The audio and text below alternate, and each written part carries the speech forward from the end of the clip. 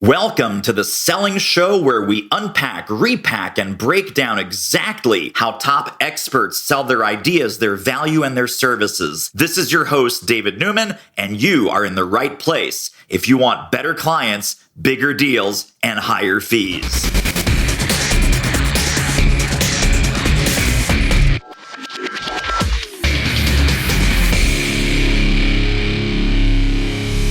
HR. Oh man, HR. Easy, right? You can't get in trouble if you screw up HR. No, hang on, wait a second. Yes, you can.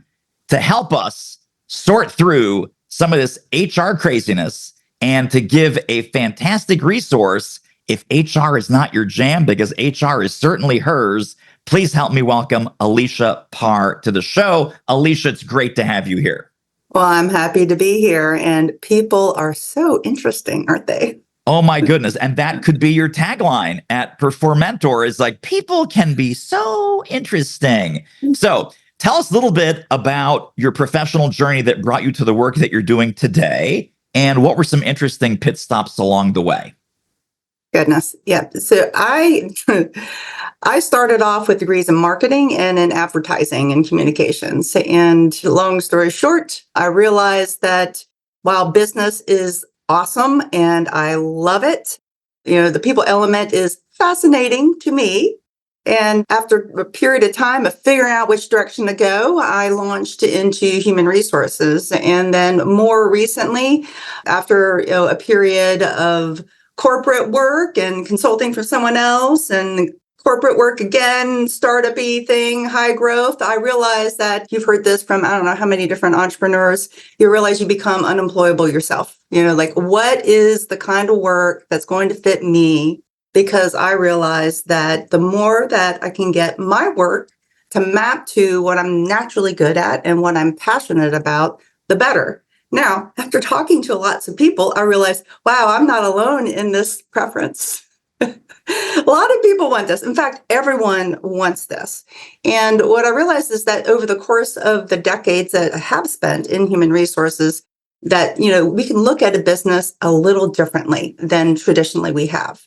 And the way that I've been looking at it is thinking about a business as the conversion of people's energy into economic value. And I thought, well, if I'm different in the way that I think and behave and problem solve from everyone else, we all have kind of a role to play. And how do we leverage what different people are great at and try to take off their plate the things that drain their energy? And that's really the idea and the energy behind me starting my own business, and really, the mission that's driving it. And while I do love people are complicated or people are confusing and people are amazing, really what it's turned into is unleashing people energy to propel growth. Because, how are you going to grow your business and your organization if the people within it aren't growing? They aren't in the right places to leverage their genius. You don't have the operational structures to enhance and target, and you don't have a compelling purpose. So those are the big ideas that I'm trying to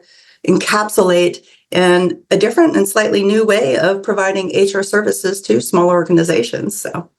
So much good stuff to dig into there. So I want to just pick up on that very last concept that you shared about people energy, because when people go to the website, they go to performentor.com, which first half of that is perform, and then the second half of that is mentor, but only one M between performentor.com. You have this people energy audit, and that is fascinating to me.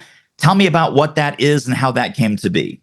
That is a sort of a rapid assessment, because very often, and I'm one of the CEOs trying to grow my business just like everyone else, and we are stretched. CEOs and founders are stretched in so many different directions that sometimes it's hard to know, what do I prioritize next in order to really not just address today's problems, but prepare my organization for the future. And that's what the people energy audit does. And so it really covers the four areas that I went over really rapidly. And that's one is, do we have a compelling, energizing purpose? And is it talked about? Is it understood?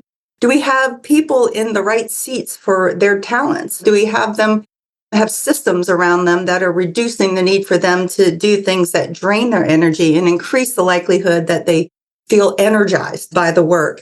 getting the tools and the resources, the operational constraints. And, over time, humans like to change and evolve. So, do we have any developmental structures so that the energy of all of the people continue to grow and evolve? And there's just, 4 different sections, a few questions, and we can turn around a brief report. And, the business owner who takes it can say, oh, look at these great ideas where maybe I can start working on a few things. And naturally, some of these things might be things we could help with, but it's our aim to really help business owners really grow their businesses. And by leveraging us in areas where they don't have that internal expertise. So we're totally happy if they can just take that report and run with it. But then we're also happy to help them with any part, all or none, or part of it that we can. So that's kind of how it works. Yeah, really, really cool. So let's talk about this world of fractional, because on the show, we've had fractional marketing folks, we've had fractional sales folks, we've even had sort of interim CEO type people. Fractional HR, it's because HR there's so much going on in the HR universe, from hiring, compensation, benefits, legal, compliance, culture, engagement, retention, recruiting. I mean, you could look at probably 1/3 of business functions fall under HR. So it's complicated. It's big. How do you tackle that on a fractional basis? And then for that CEO or founder or kind of mid-market business leader, let's talk about what sorts of things we're actually taking off their plate. So I guess that's 2 questions wrapped up. Let's start with the first one. How do you kind of put that in a package where every T is crossed and every I is dotted? Well, I like to start with a reframe, which is pretty typical for me. And HR, one of these reframes is, imagine that the work of HR, or a lot of the tasks and the duties and responsibilities that you described, are HR. Now, a lot of those things fundamentally belong to business leaders, or operational leaders, because they're the ones that are accountable for the performance of their teams. And the reframe is that, well, then what's the role of your HR function? The role of your HR function isn't to take it away, it is to help make it easier for each of these business leaders to do those things. Now, often that does mean taking parts of the process or building a system to enhance it. And one of the ways that we see is that maybe a client, their CFO, is still handling human resources. And while they can do it, is that their jam? No. There's very rare that I meet a CFO that says, and I love HR too. It doesn't happen very often. Oh my goodness, right. Rarely heard in the hallways, I love HR too. Yeah. Not even just in the hallways, in the little secret corners where nobody else is listening, Exactly. People, admit that, and so one of the ways is like, what, we've got the handbook. We know it needs updating. We're feeling a little overwhelmed with the amount of positions that we have open. We're seeing some turnover, and we suspect that maybe there's something going on with onboarding, some other things that aren't quite going as well. We've promoted some really high potential folks, but we don't have the time to support them in their development, and so maybe they need a little coaching and support, or kind of a backup, to keep us not just compliant, but doing the things in a way that maximizes the likelihood that people are going to perform at the highest level possible. So that's one thing that's a little different. We aren't just about compliance. Compliance is table stakes. Oh, really, for sure. Absolutely. Yeah, but it's not the whole picture. And sometimes people think that's the deal with HR. You think about the police state. And let me tell you, I've worked in departments like that. And I didn't like it either. Yeah. So. All right. Excellent. Thank you for that reframe. Let me reframe the second half of that question, because I asked you, I said, what are the typical things that you take off the CEO or founder's plate? You have done a fantastic job on the Performentor website to break down about 6 different buyer personas, right? So startup business, here's what that looks like. Here's how we can help. Small business, family business, nonprofit, mid-sized firm. So we don't need to cover all of those, but maybe picking 2 or 3 of your favorites, paint a picture of 2 or 3 of those buyer personas, and typically how you engage and what sorts of things you would typically help them to accelerate or make better, faster, smoother, smarter? I would say kind of the startup arena, the micro business, I expected those. And I think where I didn't anticipate getting as much traction would be in the nonprofit. We actually started off thinking, oh, we could serve nonprofits that also serve small business. Well, that turned into some happy nonprofits, then referring us to more nonprofits to more nonprofits. And so what does that often look like? It looks actually not too terribly different. So they have an ED, they might have an ops person, and they're scaling, or a lot of things have happened that make things a little bit confused in their culture over the course of the last several years with a lot of stuff that's been happening socially and, in the economy. And so very often, one of the first things that we do with a nonprofit is actually help them with recruiting. And we do it not in the way of contingency fees, but as part of, more of a fuller package of being there for them, more of an hourly basis. So that's one persona. We find that nonprofits that are anywhere from maybe 10 employees to 100 or so really benefit from this model. Do you love selling? I know, me too. Do you hate selling? I know, me too. Listen, fantastic sales book you got to get your hands on. How do I know? It's mine. That's how. Do It Selling is now available for sale. Grab your copy, grab all the bonuses, all the companion tools, all the training, all the videos that go with it at doitselling.com. See you over there. I also want to just dig in a little bit to family businesses, because using Alicia speak, and it says right here on the website, family businesses, well, they're unique. They're unique. And so you have literally the mom and pop. You have the two brothers that inherited the company. You have the, whomever it might be, it's like the manufacturing company where it's a father, the uncle, and the son, and all of the interpersonal dynamics and the emotions and some of the baggage and some of the family history. Those, of course, are people issues. But the problem is, when these are the folks at the top of the family business, it also literally impacts the dynamic and the culture of the entire business. How do you get into the family business and sort of make sure that they play nice and make sure that they also get HR right? Right. Well, I mean, it really boils down to their decisions, obviously. But when you described that, I was thinking of one of our family business clients, which is a multiple location retail client, and they are in the process of transitioning from, I want to say, fourth generation to fifth generation, which is quite an accomplishment. And they've got a wonderful plan. And what's interesting that you see is that when you start transitioning leadership from one generation to another, that new generation might have maybe more modern or different approaches to how the business is run and how you think about human resources and those functions. And that absolutely, has occurred. And so sort of the new up and coming leader has been thinking through, what are some different, exciting things that we can begin to implement to, really enhance and underscore this family-oriented culture that we have. And so it's really, really scalable. And so that has been just so much fun. And gosh, I mean, I know that the team that I have working with them has made so many different changes. And the thing is that we talk about co-authorship. And it's so important that we're not just coming here and saying, here's how you should do things. No. We want to co-author with the business leaders internally because they're the ones that are closest. Their business. Yeah. They know their jam better than, we possibly can. We just have a body of experience that can help them make the best decision for themselves. That's the approach that we like to take. Actually, I want to talk about that as well, because another thing that really jumped out at me from digitally stalking the website is you have this amazing 4-phase what to expect.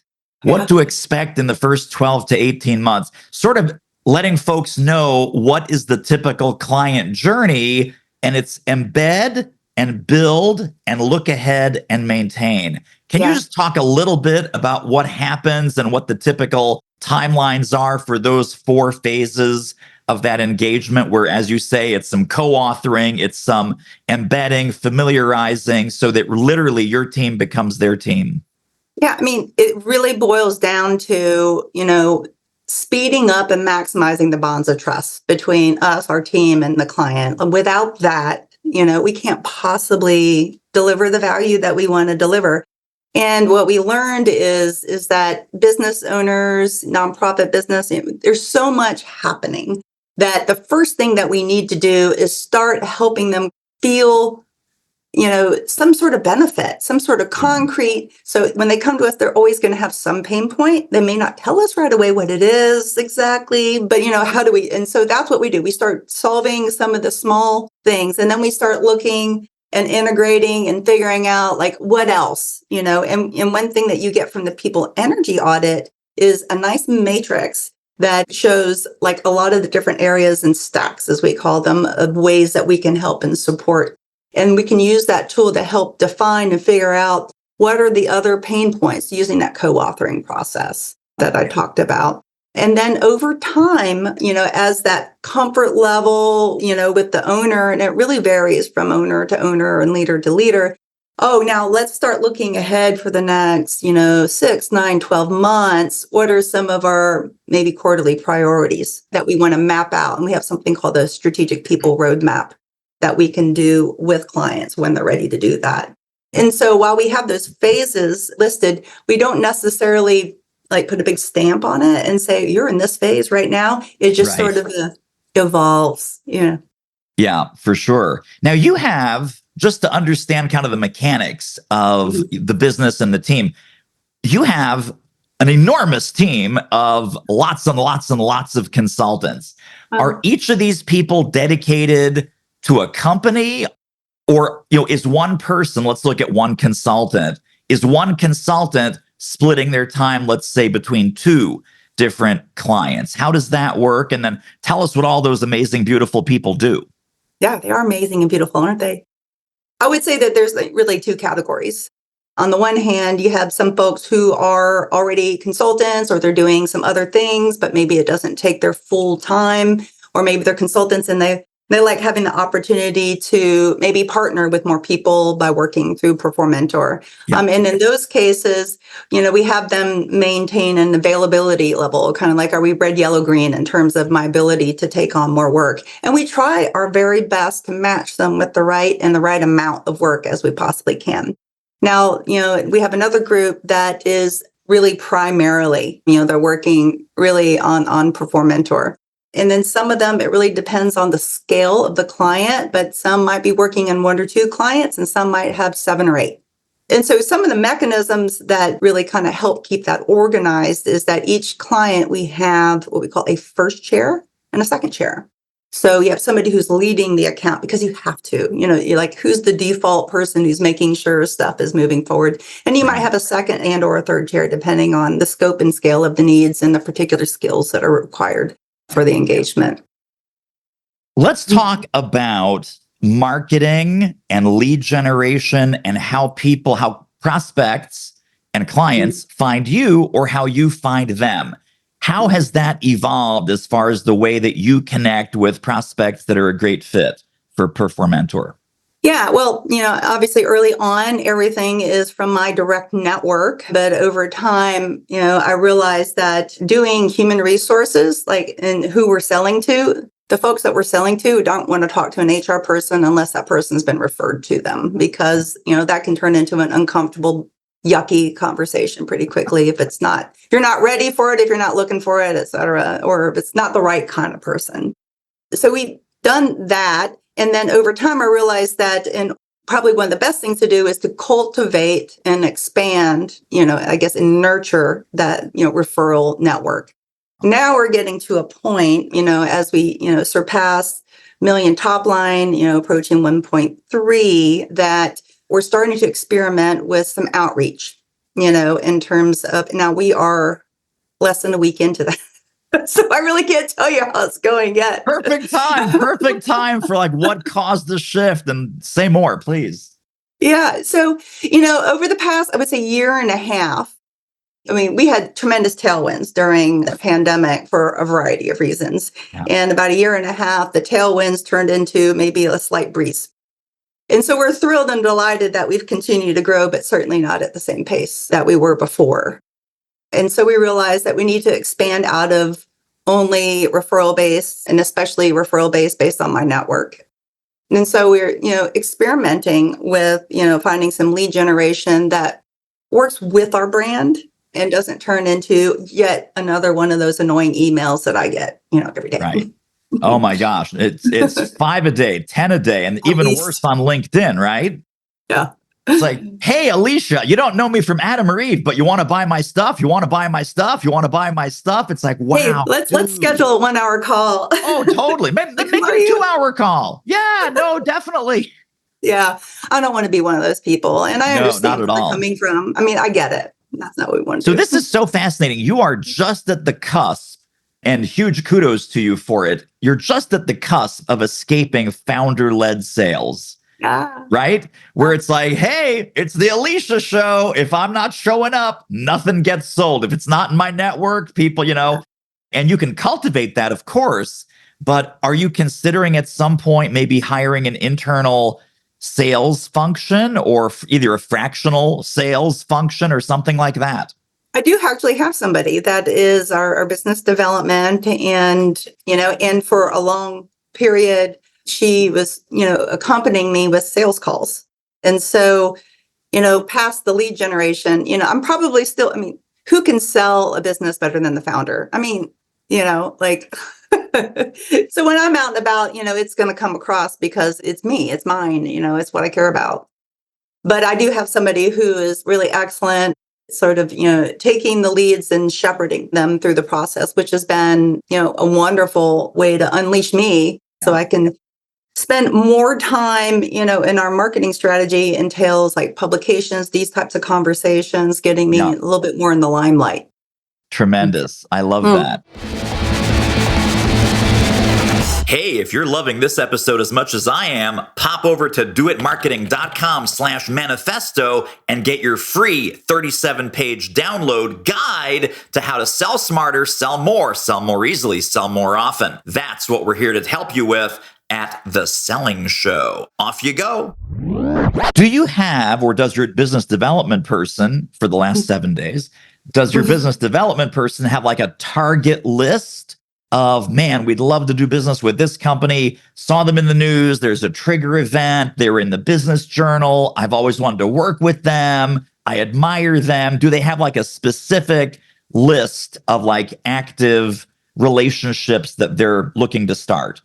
Well, the group that we're using does specialize in the nonprofit space, and they came referred to us from a client who's been happy with their services. And so we are reaching out to that particular persona primarily. And we said, please target. Now I'm based in North Carolina, and we have clients that extend certainly beyond there, but because of through referrals, not as much. And so I said, let's start with our region outside of North Carolina is another qualifier. And I know that there's a lot of several cycles about like, what are the trigger events that we might be looking for? I'm not sure where we landed with that as I delegated that final decision.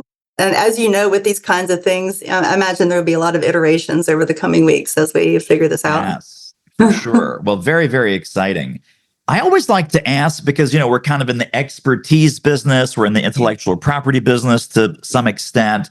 Is there a book in your future? Have you thought about writing a book about the great philosophy and principles that you obviously implement, but, other people that might not be in a position to hire you, it's like, oh man, these are fantastic ideas.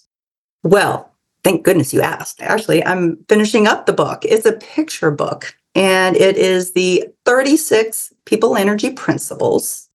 And I've got both artwork, because as it turns out, I'm an artist too, who figures, so I've got artwork that's inspired by the idea. And then I have a principle. And so what are some examples of principle? Unleash and harness people energy for love and truth. That's one of them. And so I've got a piece of artwork and I've got a write-up. And the whole idea is that this will be a full color coffee table book. And it's not necessarily meant to be from front to back, but it's like a series of reframes, helping business leaders get unstuck by considering their situation through one of these reframing principles. And that's the idea. It's like going, oh, what am I worried about today? Let's flip open and see, kind of like, maybe helps you contemplate, Sure. solutions, So, and so, yeah. And so we're so trying to get good. that thing wrapped up Ah, and promote it in 2025. I love that. So it's going to come out in 2025, not sooner? We're going to have probably a few advanced copies later this year. And if anybody is local to the Raleigh-Durham, North Carolina area, we're going to be having a kind of a art appreciation kind of event in Ooh. November, where we're going to have all of the original artwork displayed and some other fun stuff too. So, Very, very cool. I am so glad I asked. It's funny, so this was totally unprepared, totally unrehearsed. I just had my spidey senses said, Alicia needs to have a book. I wonder if this thought has occurred to her. And obviously it has. And you have, done a fantastic, very creative job putting a that couple people concept have mentioned together. it. A couple people have Unbelievable. suggested it to the Unbelievable. years. Well, now that we're tapping into my spidey senses, because Yeah. you said first chair and second chair, which are typically an orchestra position, do you also have some kind of music background or music Not connection? really. No. Well, okay. When I was younger, I played handbells in church. There you go. That A little counts. bit piano. That totally counts. No, actually, I didn't even think about it. It was more like, don't attorneys have like a first and second chair too? I was maybe thinking of Could that. I'm be. not sure Could where the be. idea comes Yeah. from. I The don't best know. ideas, you don't even know where they come from, but that's kind of how it is. Exactly. Exactly. So you and I happen to be in a community Yes. together, and part of the community is about thinking strategically about the future of the firm. And so we sometimes talk about scaling and exiting and getting acquired. And so is this meant to be a lifestyle business, or are we building something to sell later down the line? The intent was 8 years ago to build something within around 10 years, plus or minus, that can run semi-autonomously from me.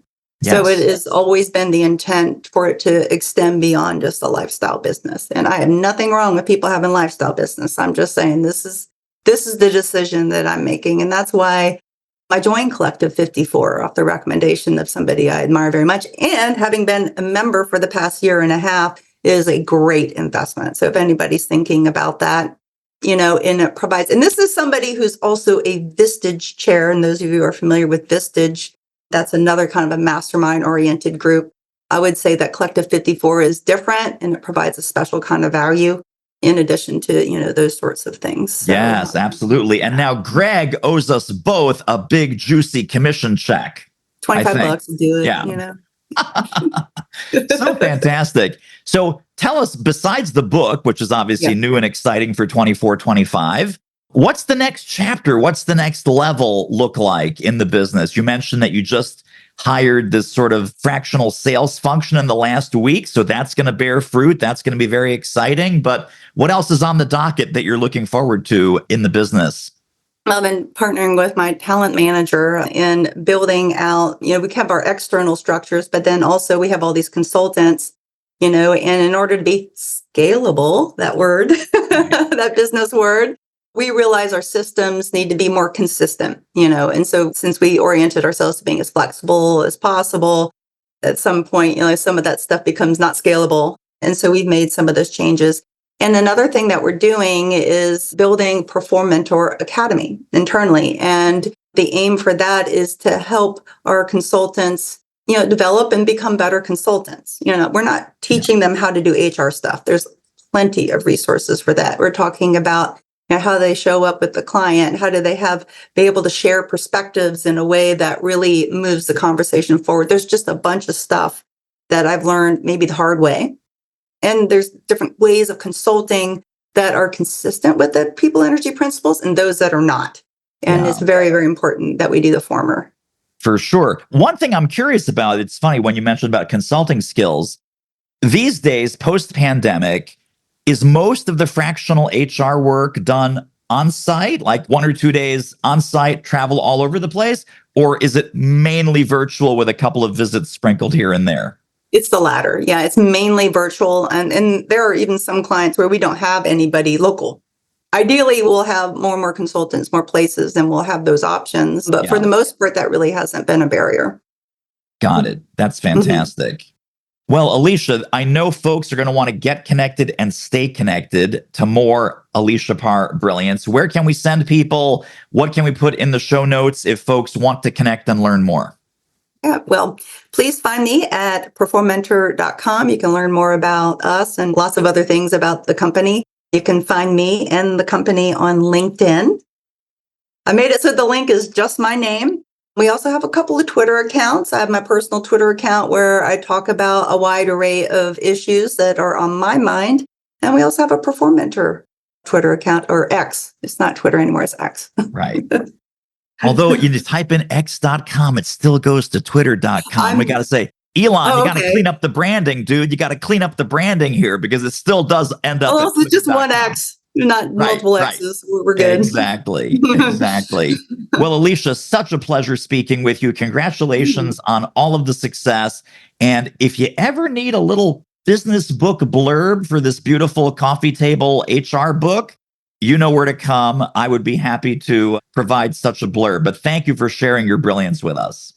Well, thank you, David, for your time and the incredible research that you did to help us unleash what's possible in all of us. And that wraps up another episode of The Selling Show. Hey, tell you what, if you like us, rate us and review us on Apple Podcasts, subscribe, tell a friend, go grab the notes and downloads and extras at thesellingshow.com. See you next time.